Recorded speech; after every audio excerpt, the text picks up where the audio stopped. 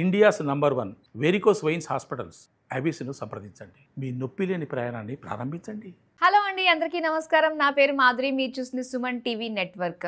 వాస్తుపరంగా చాలా రకాల సందేహాలు ఉంటూ ఉంటాయండి.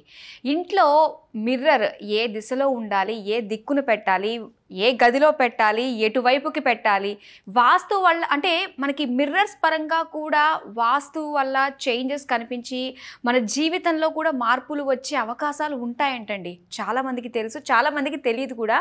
అయితే ఇంట్లో మిర్రర్స్ ఎలా ఉండాలి, వాస్తుపరంగా ఉండే దోషాలని ఎలా రికవర్ చేసుకోవచ్చు అన్న విషయాలు మనకు తెలియజేయడానికి మనతో పాటు ఉన్నారు సీనియర్ వాస్తు కన్సల్టెంట్ డాక్టర్ శ్రీ పద్మ గారు. నమస్కారం పద్మ గారు. నమస్తే అండి. ఎలా ఉన్నారు? బాగున్నాను, మీరు ఎలా ఉన్నారు? నేను చాలా బాగున్నానండి. పొద్దున్న లేచింది మొదలు అద్దంలో చూసుకోవడం అన్నది సర్వసాధారణం. అంటే మనం చూసుకునే విధానంలో కూడా మనకి ఏంటంటే ఒక పాజిటివ్ ఎనర్జీ వస్తూ ఉంటుంది. మార్నింగ్ ఏ విధంగా అయితే మనం లేచి అద్దంలో చూసుకునే ఒక రకమైన ఫీల్ మనకు వస్తుందో అది త్రూ అవుట్ డే అంతా కూడా క్యారీ చేస్తూ ఉంటాం. అంత ఇంపాక్ట్ ఉంటుంది అద్దాల్లో.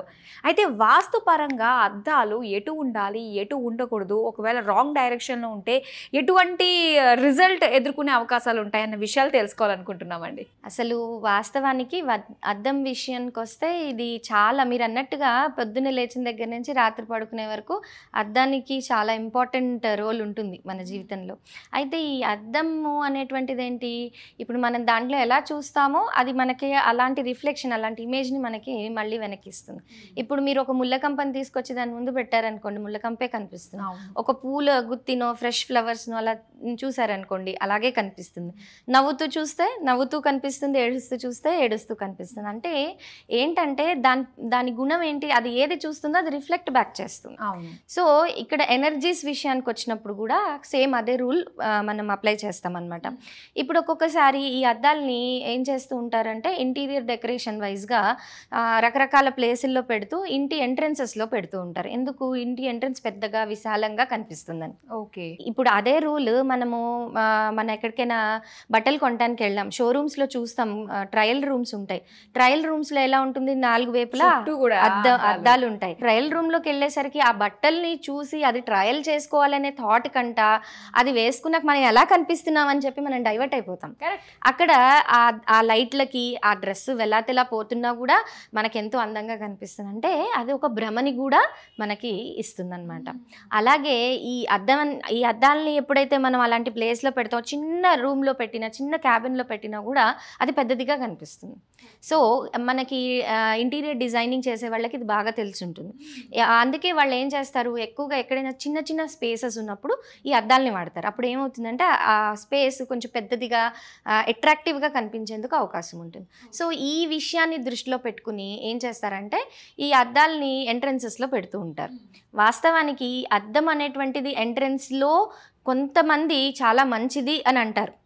వాస్తవానికి ఎంట్రన్స్లో పెట్టుకోవటం వల్ల పాజిటివ్ ఎనర్జీ అనేటువంటిది ఇంట్లోకి వస్తుంది అని అంటారు. కానీ ఇక్కడ మనం ఆలోచించాల్సిన విషయం ఏంటంటే పాజిటివ్ ఎనర్జీ ఎక్కడైతే ఉంటుందో అక్కడ నెగిటివిటీ కూడా ఉంటుంది, నెగిటివ్ ఎనర్జీ కూడా ఉంటుంది. ఇప్పుడు ఇంటి బయట గడప దాటి బయటకు వెళ్ళినప్పుడు అక్కడ పాజిటివ్ ఎనర్జీయే ఉంటుంది అని మనం ఊహించలేము. లేదు, బయట ఎలాంటి నెగిటివిటీ అయినా ఉండొచ్చు, ఎవరైనా చుట్టుపక్కల ఎవరైనా చనిపోవచ్చు, లేదంటే ఏదైనా జరగకూడని సంఘటనలు లాంటివి జరగచ్చు. అక్కడ దాని నుండి కొన్ని నెగిటివిటీ అనేటువంటివి మనకి డెవలప్ అవుతూ ఉంటాయి. సో అలాంటప్పుడు ఏమవుతుంది అని అంటే ఇది సింహద్వారానికి ఎదురుగుండా పెట్టడం వల్ల ఒక్కొక్కసారి మనం ఏదైతే పాజిటివిటీ కోరుకుని అక్కడ అద్దాన్ని పెట్టామో ఆ పాజిటివిటీ కంటే కూడా నెగిటివిటీ ఎక్కువగా వచ్చేటువంటి అవకాశం ఉంటుంది. ఒక డౌట్, అంటే ఇప్పుడు సింహద్వారానికి ఎదురుగుండా అంటే సింహద్వారంలోంచి మనం లోపలికి ఎంటర్ అవుతున్నాం, మనకు ఆపోజిట్ లో అద్దం ఉన్నట్టు చాలా మంది ఏం చేస్తున్నారంటే గణేష్ అని పెడుతూ ఉంటారు. ఆ పెట్టేటప్పుడు ఏం చేస్తారు, ఈ మధ్య ఫ్యాషన్ గా వెనకాల ఒక అద్దాన్ని పెట్టేస్తున్నారు. ఓకే. వాస్తవానికి అలా లేదంటే వెనకాల ఇంకోటి ఏదైనా పెట్టేసి ఒక ఆర్ట్ పీస్ ఏదైనా పెట్టేసి దానికి ఒక మిర్రర్ ఇమేజ్ చేయటము, పైన మొత్తం ఇలా ఒక షెల్ఫ్ లాగా చేసేసి పైన అద్దాలను ఇవ్వటము, ఇలాంటివి చాలా చేస్తున్నారు. అలా చేయటం వల్ల ఏమవుతుందంటే కొంతవరకు ఫెంగ్షూయిలో కూడా ఆఖరికి వచ్చి అద్దాలకి అలా పెట్టడం వల్ల మంచి జరుగుతుంది అని అంటారు. కానీ కొన్ని సందర్భాల్లో ఈవెన్ ఫెంగ్షూయి పరంగా కానీ వాస్తు పరంగా కానీ అది మనం యాక్సెప్ట్ చేయలేము. ఎందుకంటే నేను ఇందాక చెప్పినట్టుగా బయట నుంచి రిఫ్లెక్ట్ అయ్యే ఎనర్జీ అది పాజిటివా నెగిటివా అనేది మన చేతిలో ఉండదు, బయట పరిస్థితుల మీద ఆధారపడి ఉంటుంది. కాబట్టి అసలు ఛాన్స్ తీసుకోవటమే అనవసరం. So better not to use mirrors in front of సింహద్వారం. సింహద్వారం ఎదురుగుండా ఎట్టి పరిస్థితుల్లో మిర్రర్ అనేటువంటిది పెట్టకండి. మరి ఈ మిర్రర్ అనేటువంటిది ఇంకెక్కడ మంచిది కాదు అనే ప్రశ్న మీరు ఇందాక అడిగారు. సో ఎప్పుడైనా సరే మిర్రర్ పెట్టేటప్పుడు ఏ గదిలో అయినా సరే నార్త్ లేదా ఈస్ట్ వాల్ మీద పెట్టాలి. నార్త్ ఇంకా ఈస్ట్ వాల్ మీద పెట్టటము అని అంటే చాలా మందికి డౌట్ వస్తుంది. ఇక్కడ మనం ఇలా పెట్టేటప్పుడు అది బరువు కదండి అని అంటారు. ఇప్పుడు మిర్రర్ అని అంటే మనం డ్రెస్సింగ్ టేబుల్ రూపంలో పెట్టుకుంటాము, అద్దాల రూపంలో పెట్టుకుంటాం, రకరకాల ఫామ్స్లో దాన్ని మనం యూస్ చేస్తాం. అయితే ఇక్కడ మనం గుర్తుపెట్టుకునేది ఏంటంటే బరువులు 2 రకాలు. స్థిరంగా ఉండే బరువు, కదలిక ఉండేటువంటి బరువు.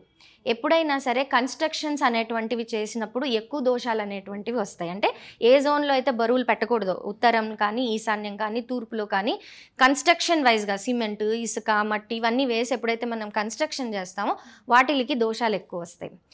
కదిపేటువంటి వస్తువుల్ని లైట్ వెయిట్గా కనుక మనం సెలెక్ట్ చేసుకున్నప్పుడు అంత అంటే దాంట్లో మ్యాక్సిమం తగ్గించాలి వెయిట్, దాంట్లో సందేహం లేదు, కానీ మ్యాక్సిమం అంత దోషాలు అనేటువంటివి రావు. కాబట్టి ఏంటంటే ఇలాంటి జోన్స్లో మనం మిర్రర్స్ వాడుకునేటప్పుడు వాల్ మౌంటింగ్ చేసుకోవచ్చు. వాల్లో భాగంగా చేసుకున్నప్పుడు మనకు అంత ప్రాబ్లం అనేటువంటిది మ్యాక్సిమం పోతుంది. అయితే ఈ వాల్ మౌంటింగ్ చేసుకునేటప్పుడు మనం గుర్తుపెట్టుకునేది ఏంటి అని అంటే వెనకాల డైరెక్ట్గా వాల్కి పేస్ట్ చేసేయకూడదు. ఒక చెక్క కానీ ఏదైనా ఒక ఫ్రేమ్ కానీ తయారు చేసి, లేదా ఆ ఫ్రేమ్స్లో అమ్ముతూ ఉంటారు అవి, లేదా రివిట్స్ వేసి 4 వైపులా స్క్రూస్ లాంటివి పెట్టి గోడకి డ్రిల్ చేసి పెడతారు, అలా కూడా పెట్టుకోవచ్చు. అయితే దాని హైట్ ఎలా ఉండాలి అని అంటే ఎప్పుడు మోకాళ్ళ హైట్ వరకు ఉండాలి. మోకాళ్ళ హైట్ కిందకి వచ్చే విధంగా ఉండకూడదు. ఇంట్లో ఉండే అద్దాలు ఏవి మ్యాక్సిమం అలా వాడుకోవటం చాలా మంచిది. కారణం ఏంటి, మనము ఇంట్లో క్లీనింగ్ చేస్తాము, స్వీపింగ్, డస్టింగ్, మాపింగ్ అన్నీ నడుస్తుంటాయి. అయితే ఇక్కడ ఏంటంటే అవన్నీ దినచర్యలే కావచ్చు, కానీ ఏంటంటే ఎక్కడో మనం అశ్రద్ధతో ఒక చెత్త మోపు పెట్టేస్తుంటాం. అవి ఏంటంటే కాన్స్టెంట్ రిఫ్లెక్షన్స్ అనేటువంటివి కొన్ని తీసుకోకూడదు. ఇప్పుడు దూరంగా మనం మాప్ కొడుతున్నా కూడా అక్కడికి వచ్చి దాంట్లో నుంచి కనిపిస్తుంది. అది కనిపించటం వేరు, డైరెక్ట్గా దానికి వెళ్ళి తాకి లేదా దాని దగ్గరగా వచ్చి ఆ చెత్తని మనం క్లియర్ చేయటం వేరు, చాలా డిఫరెన్స్ ఉంటుంది. కాబట్టి ఏంటంటే ఎప్పుడైనా సరే శాస్త్రపరంగా చూసుకున్నా కూడా మోకాళ్ళ హైట్ పైకే ఏదైనా ఇలాంటి వస్తువులు పెట్టేటప్పుడు ఉండాలి.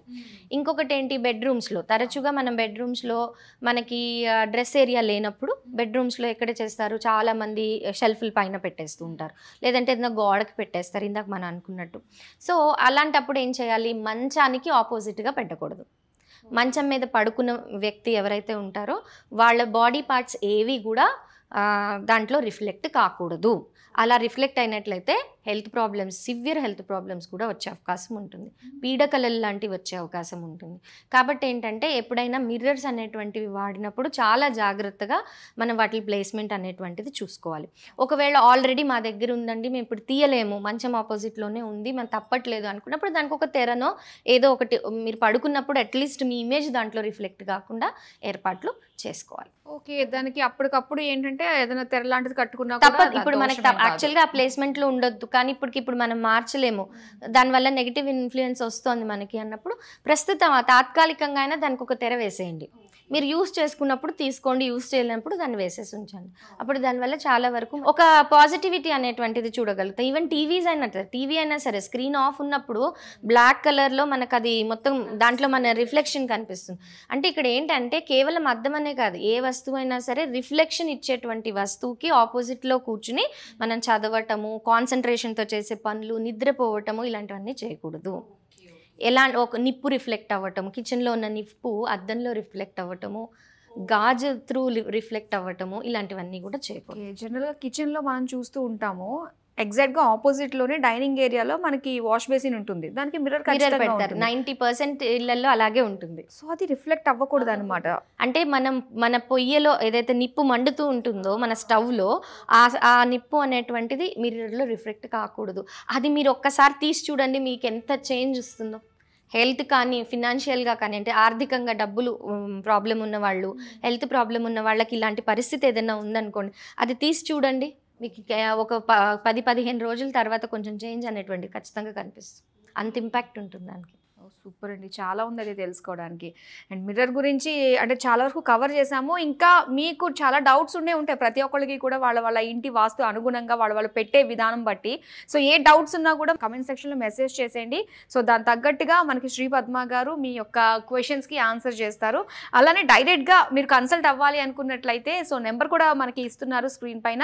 సో జస్ట్ కాంటాక్ట్ అవ్వండి, మీకున్న వాస్తుకు సంబంధించిన అన్ని క్వెరీస్ని కూడా క్లియర్ చేసేసుకోండి. చాలా చక్కటి ఇన్ఫర్మేషన్ మాకు ఇచ్చినందుకు థ్యాంక్ యూ సో మచ్ అండి. థ్యాంక్ యూ అండి.